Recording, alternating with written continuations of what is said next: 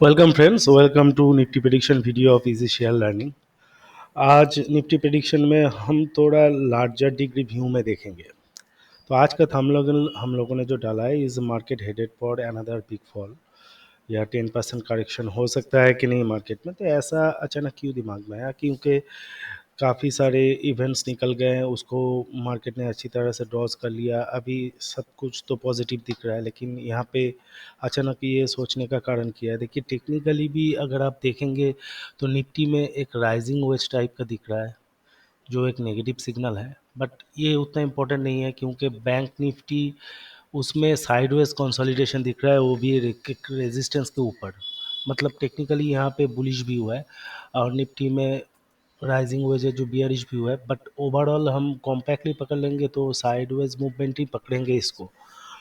तो टेक्निकली भी ऐसा कुछ बियरिश सिग्नल नहीं है, फंडामेंटली भी नहीं है।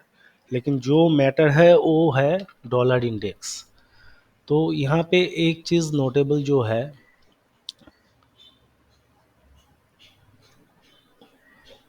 वो है, अब देखिए यहाँ पे जब डॉलर इंडेक्स बाउंस किया था या सपोर्ट लिया था, हम लोगों ने बार बार बता दिया था कि it was exactly 61.8% retracement level of this last leg. तो क्योंकि ये ब्रेक नहीं हुआ है, there is all the chance कि मार्केट डॉलर इंडेक्स ऊपर की तरफ में चला जाए 107.5 तक। बट हम लोगों ने एक क्वेश्चन भी डाला था कि 105.55 जो 61.8% रिट्रेसमेंट है लास्ट फॉल का, जब तक उसको डिसाइसिवली ब्रेक नहीं करता है, मार्केट नीचे भी, डॉलर इंडेक्स नीचे भी आ सकता है, जो मार्केट के लिए पॉजिटिव है। तो यहाँ पे ऐसा एक सिचुएशन है कि मेक और ब्रेक सिचुएशन बन गया है। डॉलर इंडेक्स हालांकि 105.55 को ब्रेक कर चुका था, बट उसके ऊपर सस्टेन नहीं कर पाया और फाइनली नीचे आके क्लोज दिया। तो ये भी बड़ा बात नहीं है। हाँ, तो ब्रेक करेगा, 107.5 जाएगा, तो उसके बाद नीचे वापस आएगा, तब मार्केट चलेगा। तो ये बड़ा फॉल का चांस क्यों बोल रहे हैं? तो थोड़ा लार्जर डिग्री में देखिए। यहाँ पे प्राइमरीली हम लोगों को ये देखना है कि 105.5 के ऊपर डॉलर इंडेक्स चलता है कि नहीं चलता है। अगर नहीं चलता है तो नीचे की तरफ में आएगा, जो मार्केट के लिए पॉजिटिव है। नंबर वन व्यू ये गया। नंबर टू, अगर 105.5 के ऊपर डॉलर चलता है तो उसका इमीडिएट एक रेजिस्टेंस है 106.25 के आसपास। ये एक बहुत वाइटल रेजिस्टेंस है। क्यों? क्योंकि आप देख सकते हैं लॉन्गर टर्म में यहाँ पे एक डायमंड शेप पैटर्न बना हुआ है, जो एक भारी भरकम रिवर्सल को इंडिकेट करता है।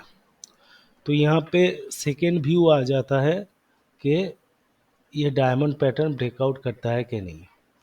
And third important thing is कि ये जो वेब थ्री है, अगर यहाँ पे डॉलर इंडेक्स ऊपर चलता है तो उसको वेब फाइव पकड़ेंगे, तो यहाँ पे वेब वन से वेब थ्री छोटा है, तो मतलब वेब थ्री वेब फाइव से छोटा होना चाहिए। मतलब किसी भी हालत में 108 को क्रॉस नहीं करना चाहिए। तो यहाँ पे भी मार्क डॉलर इंडेक्स थोड़ा ऊपर चल के वापस नीचे आने का चांस है, उसके बाद वापस ऊपर से चल सकता है, वो अलग बात हुआ। तो ये तीन सिनेरियोज है जो घट सकता है। एक, नीचे आना। दो, इधर ब्रेक करके फिर नीचे आके फिर ऊपर जाने का कोशिश करना। और नंबर थ्री, कि सीधा ऊपर चला जाए।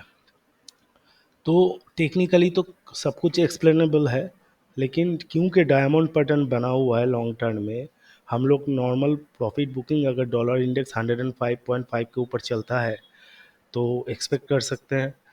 but that profit booking can convert into a correction and severe correction अगर ये ऊपर की तरफ में सीधा चलना चालू कर दे। तो ये क्यों घटेगा वो तो मुझे नहीं पता, मैं कभी भी रीज़न का वेट नहीं करता। जो होना है होके रहेगा, रीज़न अपने आप आएगा, ये मैं हर बार बोलता हूँ।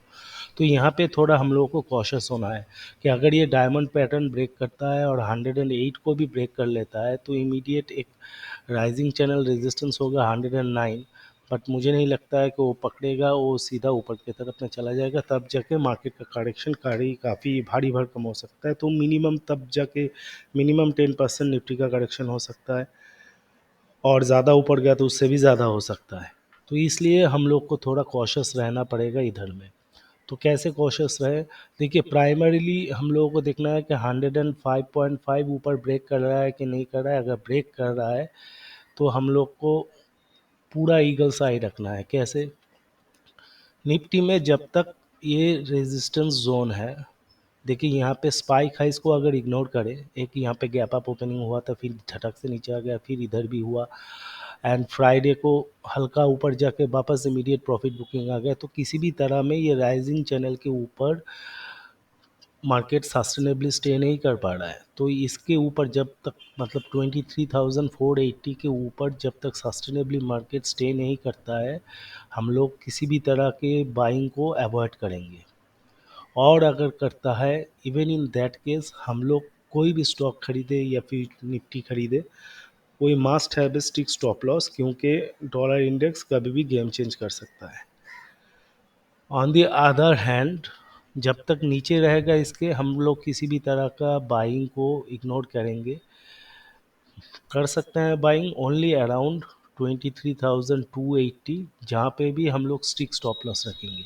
तो मतलब यहाँ पे डॉलर इंडेक्स फर्स्ट देखना है 105.5 के ऊपर चलता है कि नहीं। अगर नहीं चलता है, जाहिर सी बात है मार्केट ऊपर की तरफ में जाएगा। और नीचे के तरफ में डॉलर इंडेक्स अगर बाई चांस 104 को ब्रेक कर जाता है, 103.9 से 104, तब जाके हम एग्रेसिवली बुलिश हो सकते हैं। तो अब फिलहाल जो ये सिचुएशन है, ओनली अबव 23,480 हम लोग बुलिश होंगे, but with stick stop loss.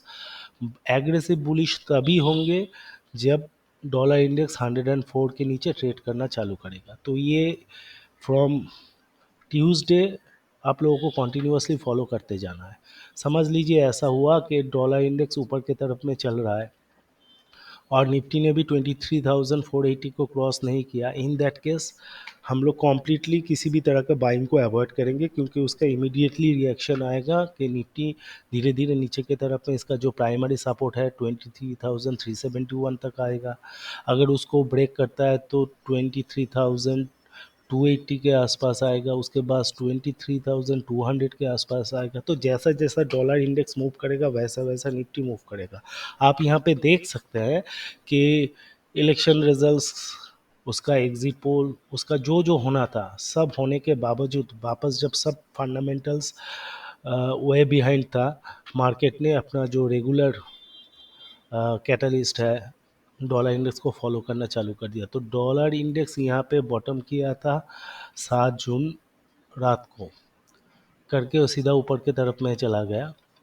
यहीं पे आप देख सकते हैं 8 और 9 तारीख सैटरडे संडे था, मतलब 10 तारीख से मार्केट कॉन्टिन्यूसली साइडवेज में मूवमेंट दे रहा है। तो इसका दो वजह है, क्योंकि डॉलर इंडेक्स थोड़ा ऊपर गया है तो नेगेटिविटी ज़्यादा नहीं आया, नंबर वन।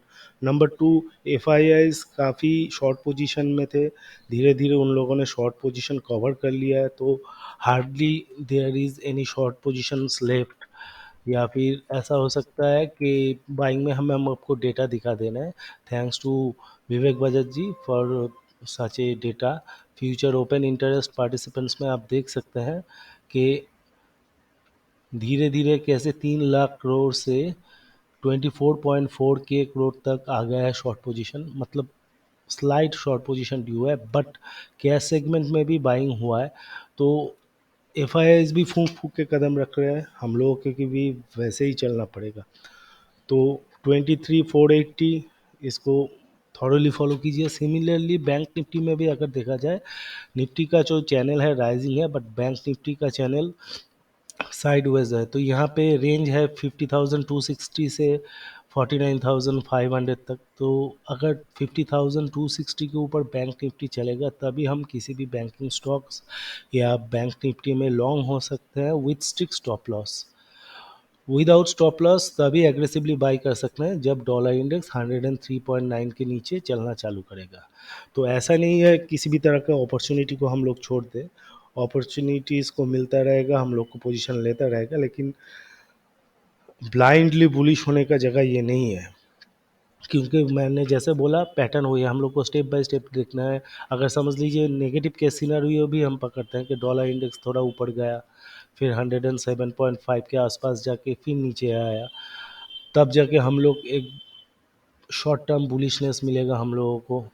अगस्त सितंबर तक, उसके बाद वापस चल सकता है। लेकिन बाई चांस 107.5 से 108 वाला जोन है निकल गया तो सीधा ऊपर जा सकता है, जिसमें एक वायलेंट करेक्शन हो सकता है। और हम लोग ऑल टाइम हाई में बैठे हुए हैं, मार्केट भी काफ़ी एग्जॉस्टेड लग रहा है। एफ अभी बाइंग शुरू नहीं किया है, that is the only positive thing.